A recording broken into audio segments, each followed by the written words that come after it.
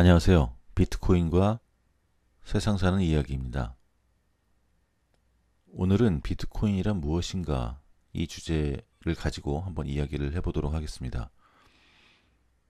저는 개발자가 아니기 때문에 정말 비트코인이 무엇인지 아무것도 모르는 분들을 위해서 개발자가 아닌 시점, 즉 어려운 기술적인 용어들이 안 나오는 이러한 설명을 해드리려고 합니다. 자, 여러분들은 비트코인에 대해서 어떠한 이야기들을 들으셨나요?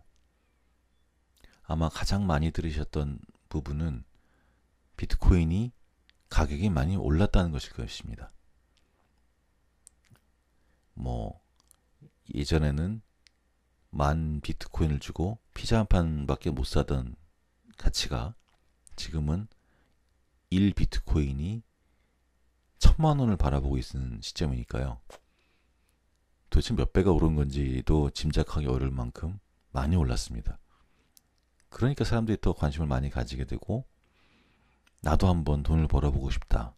이런 분들도 많이 생겨나고 또 비트코인 말고도 다른 화폐들도 많다는데 그런 것들은 또 왜 생긴 것이며 과연 그런 것들도 비트코인처럼 올라갈 수 있는 것인지 이런 것들에 대해서도 관심을 많이 가지고 계신 걸로 알고 있습니다. 그리고 이런 관심이 많아지다 보니까 이러한 디지털 화폐들이, 암호화 화폐들이 실체가 없다. 이런 실체가 없는 것에 대해서 너무 과도한 투자가 이루어지고 있다. 위험한 현상이다. 이러한 비판들이 쏟아지고 있는 것도 사실입니다. 자, 그러면 우리가 과연 무엇이 옳은 것인지 또 어떻게 해야 되는 것인지 판단을 내리기 위해서는 우리가 먼저 기존에 쓰고 있던 화폐와 이 디지털 화폐와의 차이점에 대해서 아는 것이 중요하겠죠. 그래야 옳은 판단을 내릴 수 있을 테니까요. 먼저 우리가 기존에 쓰고 있던 돈에 대해서 한번 알아보겠습니다. 우리가 쓰고 있는 돈은 우리의 선택에 의해서 쓰고 있는 건 아니죠. 물론 나중에 환전을 할 수 있습니다만 한국에 계신 분들은 원화를 쓰고 미국에 계신 분들은 달러를 쓰고 유럽에 계신 분들은 유로를 씁니다. 이건 우리가 어디에 태어났느냐에 따라 달라지는 것이기 때문에 우리가 선택할 수 있는 사항은 아니죠. 그런데 이 각 나라가 가진 돈의 가치는 똑같진 않습니다. 똑같지 않을 뿐더러 경제 상황이 변함에 따라서 이 돈의 가치가 급격하게 변화하기도 합니다. 한 가지 예를 들어보자면 우리나라가 약 20년 전쯤에 IMF란 국제기관에 구제 금융을 신청한 일이 발생합니다. 다들 기억을 하고 계시겠지만요. 그때 어떤 일이 일어났죠? 우리나라의 돈의 값어치가 다른 나라의 화폐들, 달러나 이런 돈에 비해서 순식간에 절반 이하로 뚝 떨어져 버렸습니다.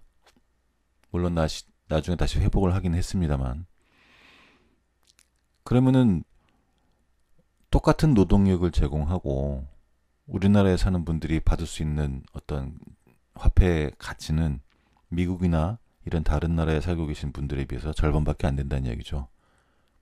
필요한 물품을 사거나 이럴 수 있는 이 값어치 자체가 절반밖에 안 되는 것이기 때문에 당연히 사는 게 어려워지죠. 그것은 우리가 선택을 한 것도 아니고 단지 우리가 살고 있는 곳이 대한민국이고 이 대한민국의 경제 상황이 어려워지고 또 그런 것들을 초래한 어떤 정치 권력가들이나 중앙은행 어떤 각종 경제 정책의 실패 등으로 인해서 우리나라가 그런 어려움을 겪은 것입니다. 그리고 우리 국민들이 무슨 죄가 있었나요? 우리 국민들로서는 억울할 수밖에 없는 노릇이죠. 국민들이 무슨 잘못을 했습니까? 국민들이 그 시기에 갑자기 일을 열심히 하는 것도 아니고 그저 우리 정부의 경제정책 실패 또는 어떤 잘못된 대비 이런 것들로 인하여 국민들이 피해를 본 것이죠. 이렇게 중앙정부의 잘못이나 무능, 이런 경제정책의 실패로 인하여 이렇게 벌어지는 현상은 예전에도 있었고 지금 현재 이 순간에도 지구촌 곳곳에서 벌어지고 있는 것이 사실입니다. 여러분 남미의 베네수엘라라고 알고 계시죠? 저도 이름은 많이 들어봤습니다만 가보지 못했고요. 거기는 지금 국민들이 한 달 동안 뼈 빠지게 일을 해도 받아드는 월급의 그 값어치가 다른 나라의 화폐의 값어치로 따지면은 뭐 10,000원? 그리고 그 값어치는 현재도 계속 떨어지고 있기 때문에 뭐 10,000원이니 5,000원이니 20,000원이 이렇게 규정할 수 없을 정도로 화폐 값어치가 폭락을 하고 있습니다. 자, 그런데 여기서 하나 가정을 해봅시다. 만약에 이러한 일이 남미의 베네수엘라가 아니라 미국의 달러화에 생긴다면은 전 세계 경제는 어떻게 될까요? 뭐 달러까지 가지 않더라도 일본의 엔화, 중국의 위안화, 또 유럽의 유로, 그러한 통화들 중 어느 하나에라도 이러한 일이 발생한다면은 전 세계에 살고 있는 많은 사람들은 정말 엄청난 피해를 볼 수밖에 없습니다. 상상도 안 갈 정도죠. 그런데 이거를 막을 수는 없을까요? 한번 생각해 봐야 될 문제라고 생각하지 않으시나요? 자, 그리고 우리는 사실 저축을 하죠. 뭐 저축을 안 하는 분들도 많으시고 저도 그렇습니다만 은행에 돈을 맡기고 그 돈이 안전할 거라고 믿고 있습니다. 하지만 사실 이 내막을 들여다보면은 얼마나 위험한 상태에 놓여 있는지 아실 수 있습니다. 우리가 느끼지 못할 뿐이죠. 말씀드렸다시피 정부의 무능으로 인해서 돈의 근본적인 값어치 자체가 휴지가 될 수도 있는 것이고, 또 우리가 돈을 맡긴 그 은행의 어떤 사고, 은행의 부도, 아니면 어떤 해킹에 의한 은행 전산망 파괴, 은행 데이터 파괴, 뭐 이런 여러 가지 원인으로 인하여 우리가 돈을 맡긴 은행에서 돈을 인출하지 못하는 사태가 발생할 수도 있습니다. 아니라고요? 예금자 보호법이 있죠. 그 예금자 보호법이라는 것은 나라가 설령 그 은행이 망하더라도 나라에서 맡긴 예금의 일부를 지급하겠다는 법입니다. 얼마죠? 우리나라는 5천만 원입니다. 결국 5천만 원 이상의 돈을 맡긴 사람들은 고스란히 날아갈 수밖에 없는 겁니다. 네, 그리고 실제로 이러한 일은 우리나라에도 있었죠. 뭐 나라 종금 사태도 있었고, 뭐 굳이 이것만이 아니라도 이 개인이 은행에서 돈을 자기가 맡긴 만큼 인출하지 못하는 사태는 충분히 발생 가능한 일입니다. 자, 그렇다면 여러분이 만약에 여러분의 재산을 은행에서 인출하지 못할 수 있는 상황이 된다거나, 또는 우리가 현재 살고 있는 나라의 어떤 경제 실패로 인하여 우리가 소유하고 있는 돈의 값어치가 폭락할 수 있는 상황이 올 거라고 예상이 된다면 어떠한 조치를 취하시겠습니까? 아마 열의 9 이상은 금을 먼저 떠올리실 겁니다. 저도 마찬가지고요. 자, 금, 골드, 이건 뭘까요? 이거는 물질이죠. 반짝반짝 누런색으로 빛나는 물질입니다. 이게 왜 돈이 위험하다고 판단이 될 때 사람들이 이 금을 선택을 할까요? 이 사실 뭐 외계인이 있다면은 지구상에 있는 것이 금이든 은이든 그 값어치를 어떤 것을 특별하다고 부여하기는 좀 힘들 거라고 생각이 됩니다. 하지만 금이 인정을 받는 것은 그 금의 어떤 특정한 물질적 특성보다는 사람들이 그 금을 값어치가 있다고 인정을 하기 때문에, 신뢰를 하기 때문이죠. 공통적으로 다수의 많은 사람들이. 이해가 가시나요? 금은 어느 나라에서도 마음대로 발행을 하지 못합니다.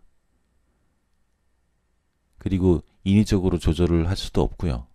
이 금은 어느 정도 생산량이 한정이 되어 있고, 금의 이 물질 성분 자체가 변하지 않기 때문에 사람들은 이 금을 화폐 또는 이 어떤 재산 가치의 척도로 여기고 있는 것입니다.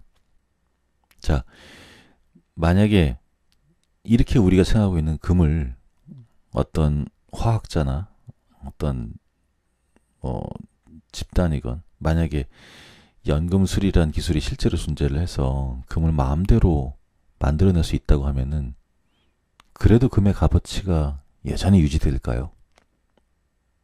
한번 생각을 해보십시다.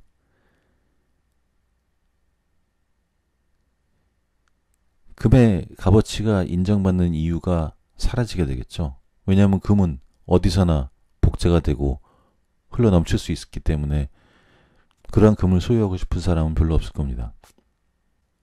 자, 그런데 하나 여기서 우리가 생각해 볼 점이 있습니다. 우리가 금과 마찬가지로 대표적인 안전자산이라고 일컬어지는 것이 또 하나 있죠. 미국의 달러화입니다. 물론 일본 엔화도 있지만. 자, 제가 바로 방금 전에 연금술이라는 것이 존재해서 만약에 금을 무한정 찍어낼 수 있다면은 사람들이 금의 가치를 인정 안 하게 될 거라고 말씀드렸죠. 그건 너무나 당연한 것입니다. 하지만 미국의 달러는 어떨까요? 예, 얼마 전 미국이 경제가 어려워지니까 미국의 그 FRB에서 달러를 양적 완화라고 우리가 알고 있죠. 달러를 무한정 찍어내기 시작합니다. 그래서 이렇게 찍어낸 돈으로 자신들의 그 디플레이션을 막기 위해서 경제 침체를 막기 위해서 경제 활성화를 위해서 돈을 좀 이제 각종 산업에 투자도 하고 또 원래는 자신들이 열심히 돈을 벌어서 갚아야 할 부채도 갚아나가고 이렇게 진행이 됩니다. 이렇게 하다 보니까 유럽도 경제 상황이 좋지 않다 보니까 유럽도 마찬가지고 일본도 마찬가지고 각각 자신들의 통화를 마구 찍어내게 됩니다. 자, 디플레이션을 막기 위해서 이렇게 찍어낸 통화는 언젠가는 부메랑이 돼서 인플레이션으로 돌아올 수가 있죠. 인플레이션이 된다는 얘기는 즉 제가 아까 말씀드린 대로 연금술로 금을 찍어내듯이 그 화폐의 값어치가 언젠가 폭락을 할 수도 있다는 이야기입니다. 그러니까 이것을 막기 위해서 지금 이제 양적 완화를 회수한다는 이야기가 이제 들리기 시작을 하죠. 이렇게 양적 완화로 풀린 화폐들이 회수가 될 때 조금만이라도 부작용이 생기게 된다면 세계 경제는 엄청난 타격을 입을 수밖에 없습니다. 제가 몇 가지 이야기를 드렸는데 너무 좀 부정적인 이야기만 드린 것 같아요. 제가 이 디지털 화폐, 가상 암호화폐를 설명하려다 보니까 이 기존에 있던 화폐의 어떤 문제점을 일단 먼저 지적을 해야 되기 때문에 이렇게 말씀을 드렸는데 요약을 해보자면은 우리가 기존에 알고 있던 화폐의 값어치라는 것이 우리가 실제로 알고 있는 그 화폐의 값어치와 다를 수도 있다는 것. 그리고 그 화폐의 값어치가 언제든지 위험에 빠질 수 있는 이유가 각국의 정부의 무능이라든지 어떤 정책 실패 이런 것들 인하여 선량한 다수의 시민들의 피해를 볼 수 있다는 점. 그리고 우리가 믿고 맡기는 은행이란 곳도 안전하지만은 않다는 것. 이런 점들을 좀 알려드렸습니다. 자, 그럼 이제 좀 긍정적인 이야기를 해보도록 하겠습니다.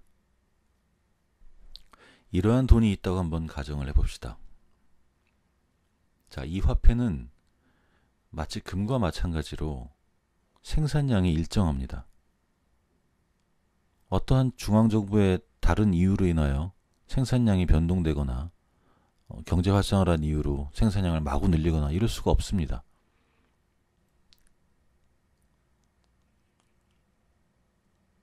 그리고 이 화폐는 국적이 없습니다.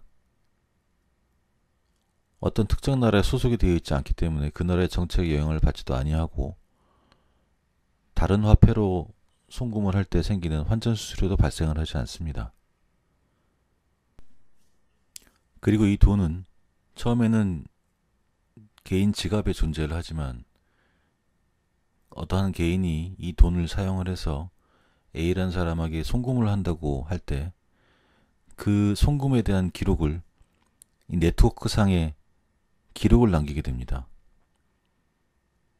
이 기록은 네트워크상에 존재하는 모든 사람들이 다 확인을 할 수 있고, 이 기록은 절대로 삭제가 되거나 그 누구와 임의로 변형을 할 수가 없습니다. 그리고 이 기록은 지구상에 존재하는 최고의 보안 시스템이기 때문에 어떠한 해커도 이 기록을 건드릴 수 없습니다.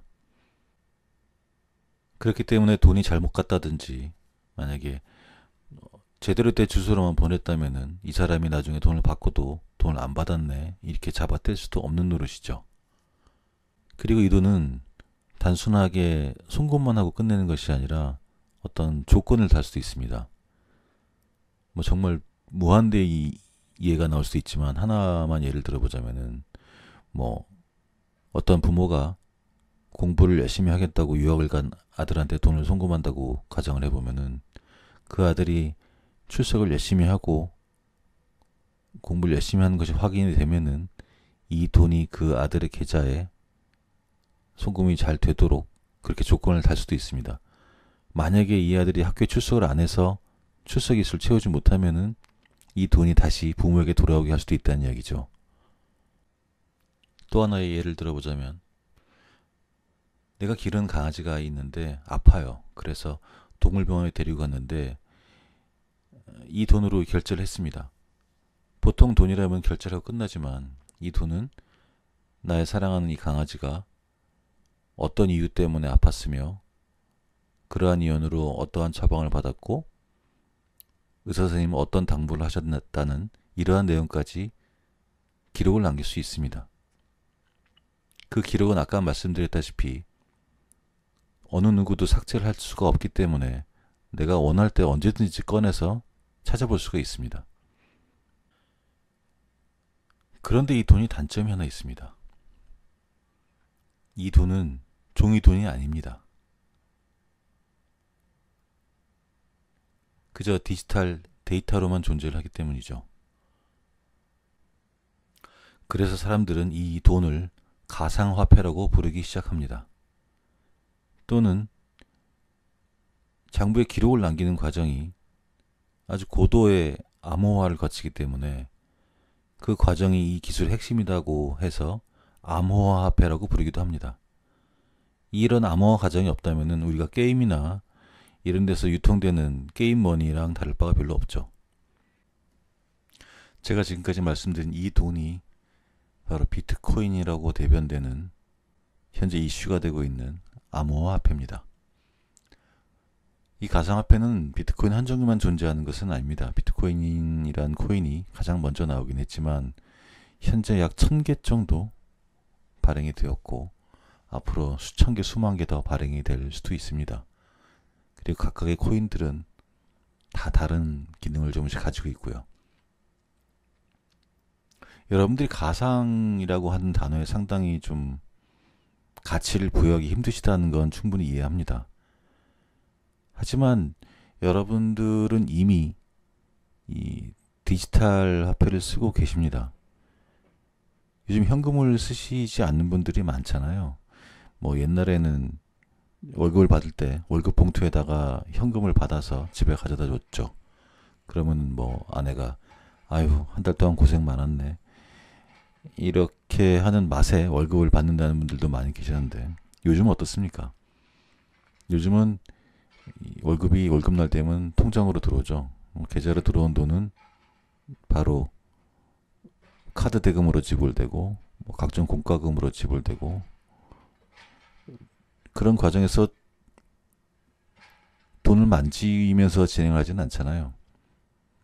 그 과정에서는 은행에서 각 카드사로 보내지고 공과금을 받아야 하는 지자체로 보내질 때는 현금이 가는 건 아니죠. 데이터만 전송이 될 뿐입니다.